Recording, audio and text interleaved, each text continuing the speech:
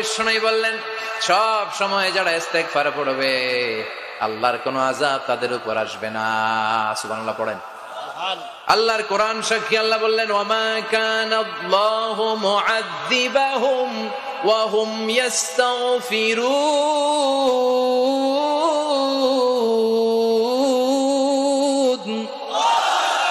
যতক্ষণ আমার বান্দাগুলো, আমার গোলামগুলো আমার কাছে ক্ষমা চাইতে থাকবে, আমার বান্দার উপরে আমার কোনো আযাব পতিত হবে না। সুবহানাল্লাহ পড়েন। সবসময় আযাব মুক্ত থাকবেন, বিপদ মুক্ত থাকবেন, কিন্তু শর্ত হচ্ছে সবসময় কি পড়তে হবে? 5 নম্বর ইস্তেগফারের ফজিলত হচ্ছে বেশি বেশি ইস্তেগফার পড়লে আল্লাহ তাআলা আপনাকে মুস্তাজাবুদ দাওয়া বানিয়ে দিবে। কি বানিয়ে দিবে? মুস্তাজাবুদ দাওয়া, মানে এমন ব্যক্তি আপনি হয়ে যাবেন, আপনি হাত তুলতে দেরি, ওই দোয়া কবুল হতে দেরি হবে। সুবহানাল্লাহ পড়বেন না? মুস্তাজাবুদ দাওয়া হতে মন চায়? কার কার মনে চায়? সবার মনে চায়?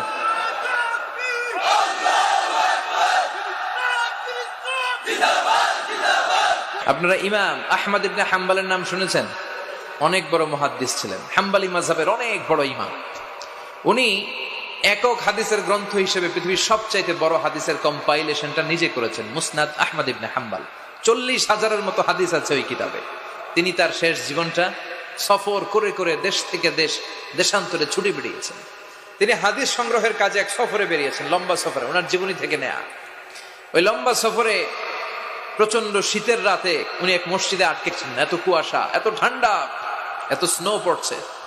উনি ভাবলেন, এক কাজ করি, এই মসজিদটাতে রাতে আমি ঘুমিয়ে পড়ি, ফজর বাদ আমি সফরে বেরোবো, আবার নতুন করে নতুন উদ্যমে হাদিস সংগ্রহের কাজে আমি বেরিয়ে পড়ব। কিন্তু মসজিদে শুয়ে উনি পড়লেন বিপাকে। মসজিদের দারোয়ান ওনারে মসজিদে থাকতে দেয় না।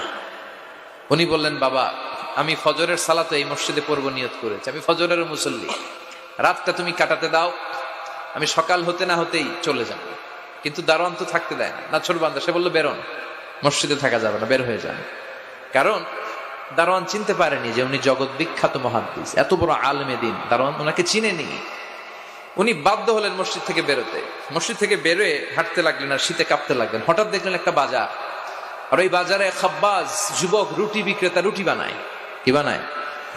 ওই খাব্বাজকে যে সালাম দিলেন, আসসালামু আলাইকুম, বাবা, আমি তোমার রুটির দোকানের পাশে বসতে চাই, একটু আগুন পোহাতে চাই, যদি তুমি অনুমতি দাও। খাব্বাজ বলে, আহলান ওয়া সাহলান ওয়া মারহাবান বিক, আসেন, বসে যান, বিশ্রাম নিন, আগুন পোহান। আপনি আগুন পোহালে আমার ক্ষতি কি? সুবহানাল্লাহ কইবেন না? কি ভদ্র যুবক। সাইয়েদনা ইমাম আহমদ ইবনে হাম্বল আল্লাহর শুকরিয়া করলেন, বসলেন, আগুন পোহাতে লাগলেন, আর হাদিসের বই পড়তে লাগলেন। আর দেখলেন এই খাব্বাজ রুটি দোকানদারের মালিক, যুবক রুটি বিক্রেতা, রুটি বানায় আর কিছুক্ষণ পর পর পড়ে আস্তাগফিরুল্লাহ। কিছুক্ষণ পর পর সে শুধু পড়ে আস্তাগফিরুল্লাহ। রুটি বানায়, পড়ে আস্তাগফিরুল্লাহ। খামির বানায়, পড়ে আস্তাগফিরুল্লাহ। চুলার মধ্যে রুটি ঢুকিয়ে দেয় আর পড়ে আস্তাগফিরুল্লাহ, শুধু আস্তাগফিরুল্লাহ। কেউ রুটি কিনতে আসলে তাকে রুটি দেয় আর পড়ে, টাকা নিয়ে ক্যাশ বক্সে রাখে আর কি পড়ে, শুধু এটাই পড়ছে। ইমাম আহমদ ইবনে হাম্বল কৌতূহলবশত জিজ্ঞেস করলেন, ইয়া শাব মালাক দাইমান তাকরাউনা আস্তাগফিরুল্লাহ। হে যুবক, ঘটনা কি? আসার পর থেকেই খালি দেখতেছি আস্তাগফিরুল্লাহ, আস্তাগফিরুল্লাহ, আস্তাগফিরুল্লাহ। কেন? যুবক বলে, ইস্তেগফার বেশি বেশি পড়ার কারণে আমি জীবনে অনেক কিছু পেয়েছি। কি পেয়েছো? জাআলানিল্লাহু তাআলা মুস্তাজাবাদ দাওয়া। এই দোয়ার বরকতে আমার আল্লাহ আমারে মুস্তাজাবুদ দাওয়া বানিয়ে দিয়েছে। আমি যা চাই তাই পাই, যা দোয়া করি তাই কবুল। সুবহানাল্লাহ কইবেন না? সুবহানাল্লাহ। ইমাম আহমদ ইবনে হাম্বল তো অবাক, বলে কি এই ছেলে, আমি এত বড় মুহাদ্দিস, আমিও তো মুস্তাজাবুদ দাওয়া নই, আমিও তো না, কি করে সে মুস্তাজাবুদ দাওয়া হলো? আরো কৌতূহল নিয়ে জিজ্ঞেস করলেন, আনতা মুস্তাজাবুদ দাওয়া, তুমি মুস্তাজাবুদ দাওয়া, ওয়া কাইফা যালিক, কিভাবে এটা সম্ভব, কেমন করে হলে? সব দোয়া তোমার কবুল হয়েছে? সে বলল, হ্যাঁ, আমি জীবনে যা চেয়েছি আমার সব দোয়া আল্লাহ কবুল করে নিয়েছে, তবে একটা দোয়া ছাড়া। কয়টা? কথা বলেন। এবার ওনার কৌতূহল আরো বেড়ে গেল। সব দোয়া কবুল হয়েছে, আবার একটা কবুল হয় না, এটা কেমন কথা? উনি কৌতূহল নিয়ে জিজ্ঞেস করলেন, ইয়া শাব আইয়ু দুআইন যালিক, ওটা কোন দোয়া যে দোয়া এখনো তোমার কবুল হয় না? এবার যুবক বলতে আরম্ভ করলো, আমি জীবনে যত দোয়া করেছি প্রতিটা দোয়াই আল্লাহ কবুল করে নিয়েছে, একটা দোয়া ছাড়া, সেটা আল্লাহ কবুল করে নাই। সেটা হচ্ছে আমি জীবনে আল্লাহর কাছে চেয়েছি, আল্লাহ শুনেছি এই জামানার সবচেয়ে বড় মুহাদ্দিস, ওনার নাম নাকি ইমাম আহমদ ইবনে হাম্বল, আমি যেন ওনাকে আমার দুটি নজর দিয়ে দেখে মরতে পারি, আল্লাহ তুমি কবুল করো। এই দোয়াটা আমি প্রতিদিন করি, কিন্তু আল্লাহ কবুল করে না। আমার এই দোয়াটা কবুল হয় নাই, বাকি সব দোয়া কবুল হয়েছে। ইমাম আহমদ ইবনে হাম্বল আর ধৈর্য ধারণ করতে পারলেন না, চোখের পানি ছেড়ে দিলেন।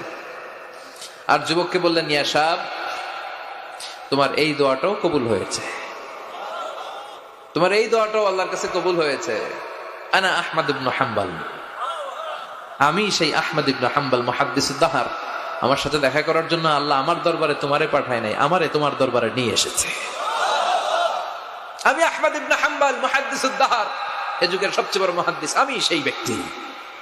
এবার যুবক আর ধৈর্য ধারণ করতে পারে না, চিৎকার দিয়ে আল্লাহর শুকর আদায় করে সাইয়েদনা ইমাম আহমদ ইবনে হাম্বলকে জড়িয়ে ধরে, হাতে হাত রেখে মুসাফা করে, কপালে চুমু খায় আর বলে, ইমাম আপনি ঠিকই বলেছেন, আজকের এই গভীর রজনীতে আমার এই দোয়াটাও আল্লাহ কবুল করে নিল।